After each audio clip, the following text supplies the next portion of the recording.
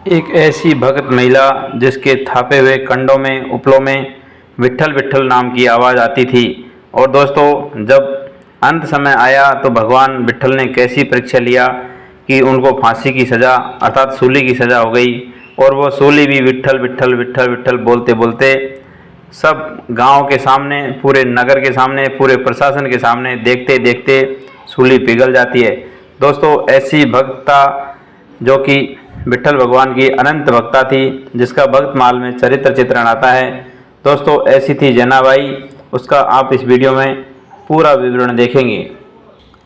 तो नमस्कार प्रिय दर्शकों, आप सभी का हमारे YouTube चैनल पर हार्दिक स्वागत है। दोस्तों, प्राचीन समय की बात है, आज से लगभग 550-600 साल पहले, जब महाराष्ट्र में एक संत हुए थे नामदेव।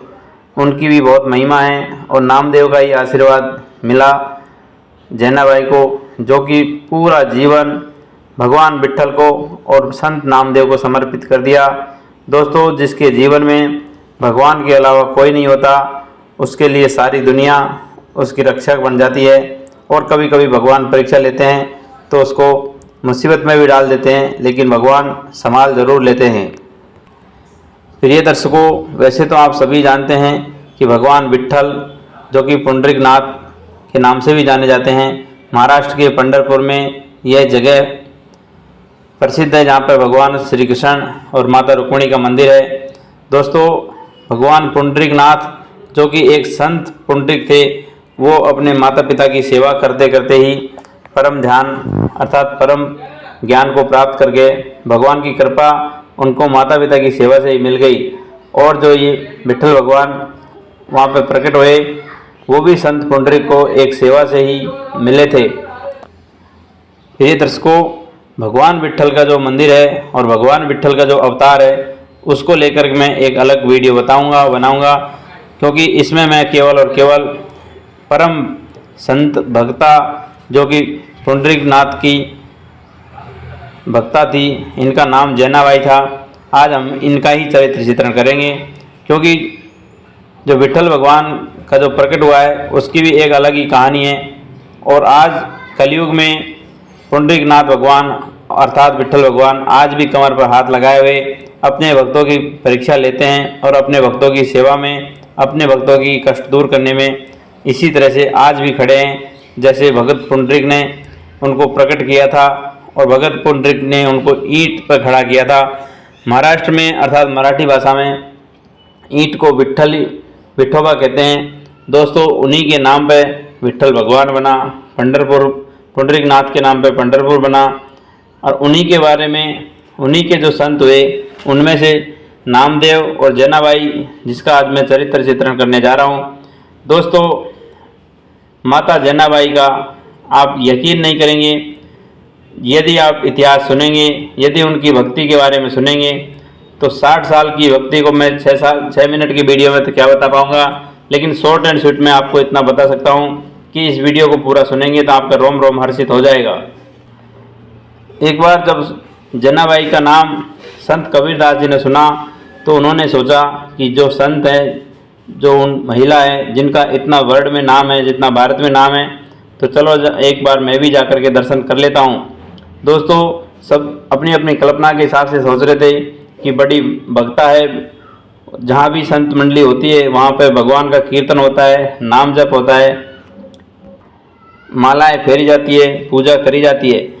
ऐसा संत कबीरदास जी ने सोचा था मन में। और धीरे धीरे करके संत कबीरदास जी उनका वर्णन सुनते सुनते उनके पंढरपुर में चले जाते हैं। दोस्तों, जैसे ही वहाँ पे वो शहर के अंदर, गांव के अंदर एंट्री मारी, तो वहाँ पे बड़ी तेज़ तेज़ महिलाओं के लड़ने की आवाज़ आ रही थी। और एक महिला तो बड़ी तेज़ आवाज़ में लड़े जा रही थी। प्रिय दर्शकों, संत ने सोचा, कबीरदास जी ने सोचा कि मैं हो सकता है गलत जगह पर आ गया हूँ, लेकिन उन्होंने कहा कि हो सकता है ये भी कोई भगवान की लीला ही हो, चलो इनसे पूछते हैं कि आखिर ये क्यों लड़ रहे हैं और इनका कारण क्या है। दोस्तों, महिलाएं गोबर के उपले बनाती है, कंडे बनाती है, जिनसे भगवान को रसोई तैयार करते हैं अर्थात ईंधन के रूप में काम में लेते हैं। कुछ महिलाओं ने माता जैनाबाई के उपले चुरा लिए थे और चुरा कर अपने उपलों में मिक्स कर दिया था। दोस्तों, माता जैनाबाई कह रही थी कि मेरे उपले, मेरे कंडे मुझे दे दो। दोस्तों पहले तो ये औरतें कहने लगी हमने आपके कंडे नहीं लिए हैं, लेकिन बाद में कहने लगी यदि हमने चुराए हैं, यदि हमने आपके लिए भी है तो आप अपने कंडों को ले लीजिए। दोस्तों महिलाएं कहने लगी कि आप ही मेरे कंडे अलग दीजिए, जैसे लेके गई थी वैसे ही मेरे कंडे मेरे में वापस रखो। प्रिय दर्शकों, वो औरतें तो अनजान थी, उनको क्या मालूम कि इनके कंडे कौन से हैं और हमारे कौन से हैं। प्रिय दर्शकों, संत कबीरदास जी भी ये घटना को देख रहे थे। उन्होंने कहा कि मेरे ही कंडे मुझे चाहिए, मुझे तुम्हारे कंडे नहीं चाहिए। औरतें कहने लगी बहन तुम्हारे कंडों पे कौन सा स्टैंप लगा था, उनकी क्या पहचान है, आप बता सकते हैं। तो प्रिय दर्शकों, जब संत जनाबाई ने कहा कि मेरे कंडों को यदि आप कान के पास लगा करके सुनोगे तो मेरे द्वारा बनाए गए कंडों में, मेरे द्वारा बनाए गए उपलों में विट्ठल विट्ठल की आवाज़ आएगी। प्रिय दर्शकों, जब ये बात सुनी तो सारा गांव मोहल्ला, सारी महिलाएं चकित रह गई। और संत कबीरदास जी जो वहाँ खड़े थे उन्होंने सोचा कि ये तो बड़ा अजीब मामला है। जैसे ही संत कबीरदास जी ने भी एक कंडे को अपने कान के पास उठा के ले गए तो उस कंडे से, उस निर्जीव वस्तु से भी भगवान विट्ठल विट्ठल का जप की आवाज़ सुनाई दे रही थी। प्रिय दर्शकों, आप जानते हैं कि जब पारसमणि लोहे को छू लेती है तो उसे भी सोना बना देती है।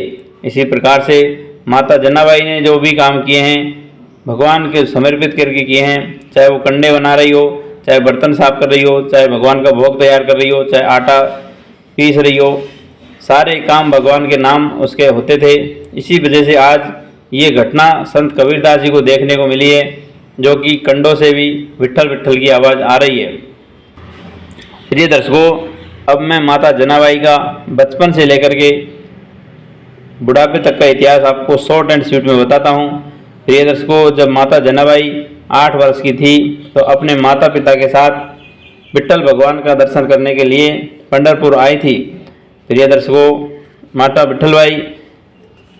माता जनाबाई ने हट कर लिया और कहने लगी कि मुझे तो यहीं मंदिर में रहना है, मुझे यहीं दर्शन करना है और यहीं संत सेवा में अपना जीवन समर्पित करना है। दोस्तों, उनके माता और पिता दोनों गरीब थे।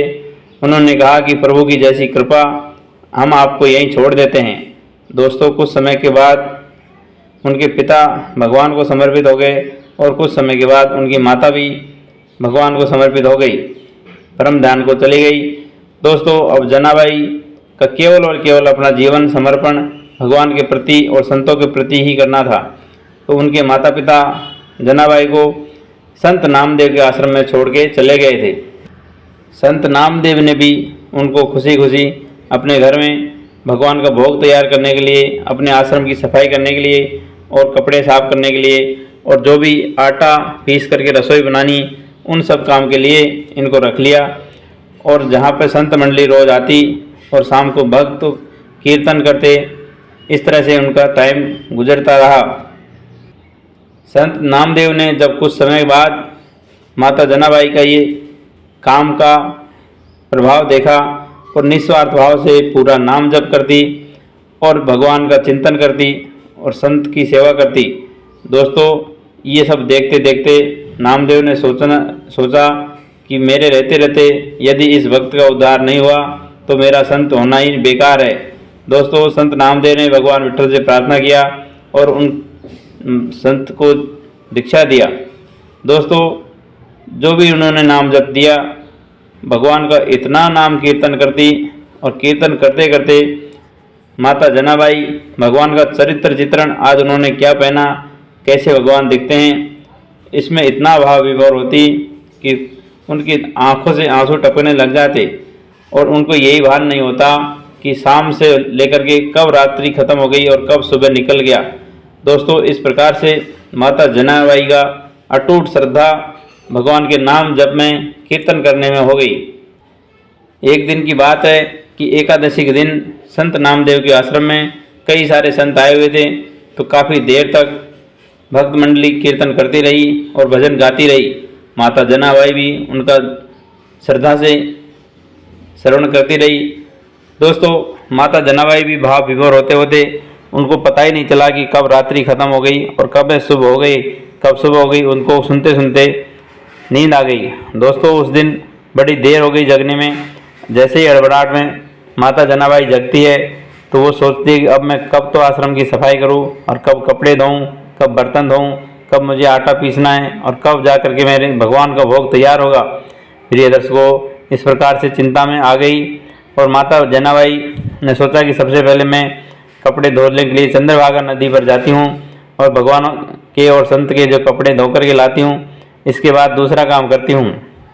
प्रिय दर्शकों, चंद्रभागा नदी पर जैसे ही कपड़े लेकर गई तो वहाँ पर एक वृद्धा रूप धारण किए हुए स्वयं भगवान विट्ठल आते हैं और माता जनाबाई को कोई अता पता नहीं था। उन्होंने कहा कि बेटी, तू घर जाकर के दूसरा काम कर, इन कपड़ों को मैं धो करके साफ करके सुखा देती हूँ, तब तक तू अपना बर्तन और चोला चाकी जो भी करने का है वो कर। माता जनाबाई ने सोचा कि आज मैं देर हो गया है तो माता से कुछ काम यदि कर देती है। पहले तो उन्होंने मनाही किया कि आप वृद्ध हैं, बुजुर्ग हैं, आप ये सब क्यों करेंगी, ये मेरा काम है, मैं ही करूँगी। लेकिन दोस्तों, वो वृद्धा के द्वारा जोर ज़बरदस्ती करने के बाद उन्होंने कहा कि चलो आप ही साफ़ कर दीजिए। प्रिय दर्शकों, थोड़ी देर बाद वो बर्तन साफ़ करके कपड़ों को देखने आती है तो कपड़े पूरी तरह से साफ़ हो गए और तार पर सूख भी गए। दोस्तों, माता जनाबाई सोचती है कि इतनी वृद्धा बुजुर्ग महिला थी और इतना जल्दी साफ करके कैसे जा सकती है। मैंने तो उनसे नाम भी नहीं पूछा, उनसे उनका पता भी नहीं पूछा।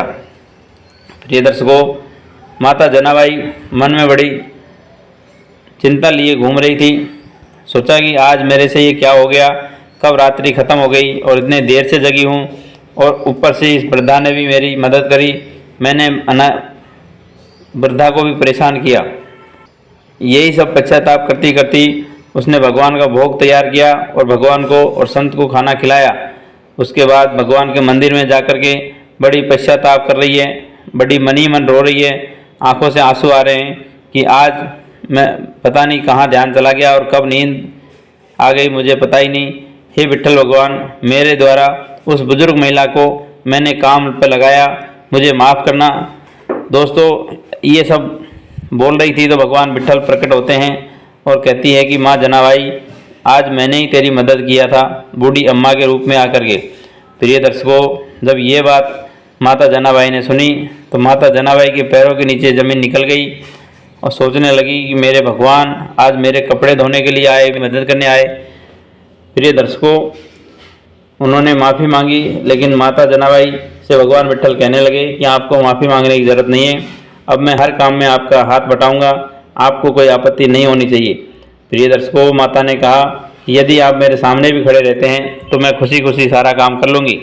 लेकिन दोस्तों, भगवान तो भगवान होते हैं। अब तो विट्ठल भगवान और माता जनाबाई के साथ इतने घुल मिल गए कि भगवान विट्ठल स्वयं आटा पीसने के लिए माता का साथ देते, उधर बर्तन साफ करने के लिए, उधर झाड़ू लगाने के लिए, सारा काम भगवान विट्ठल उनके साथ करते और माता जनाबाई के साथ हंसी खुशी ज़िंदगी बिताने लगे।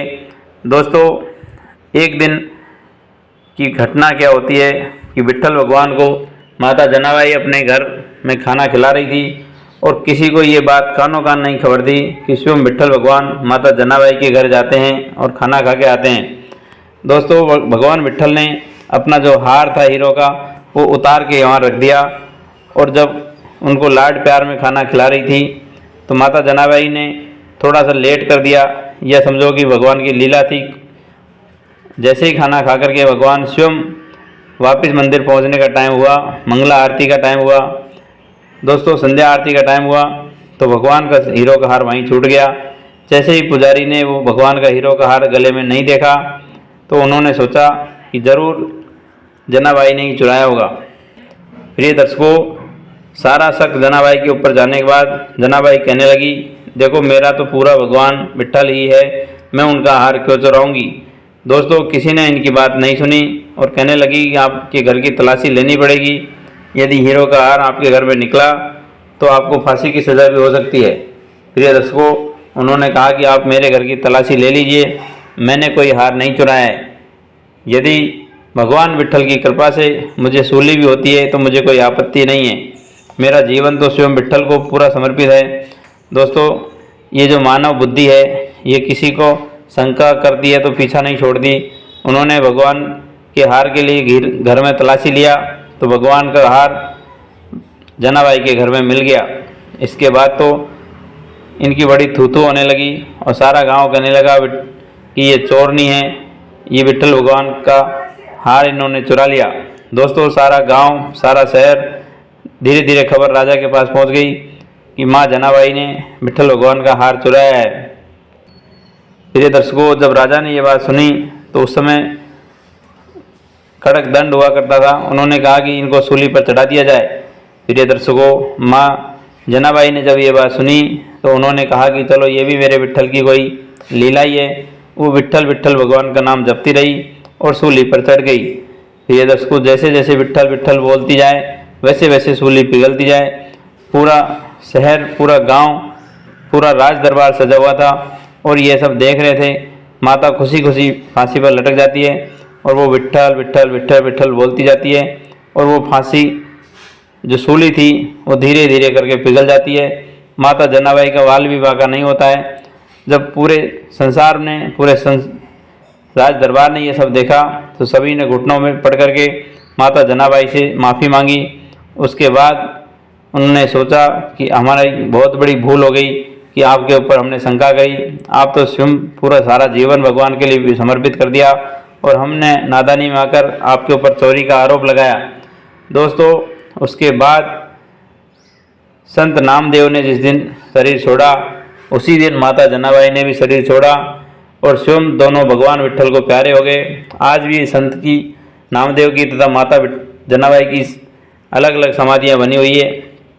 दोस्तों ये थी नामदेव और माता जनाबाई के जीवन की कहानी।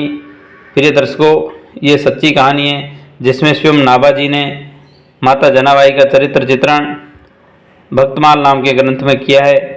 दोस्तों यदि कभी मौका लगे तो पंढरपुर में भगवान पुंडरीकनाथ और माता रुक्मणी का, संत नामदेव का और संत जनाबाई का दर्शन करने जरूर जाएंगे।